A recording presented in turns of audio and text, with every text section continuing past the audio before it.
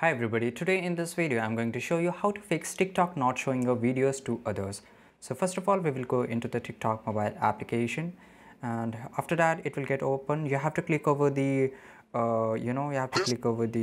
just profile, and after going to the profile you have to click on the three lines which is on top right side corner, and after that you have to go to setting and privacy. Okay, and you have to choose the second option, that is privacy. Okay, and here just make sure that your private account is off. Okay, so just let it be in the gray option, and just you have to turn it off.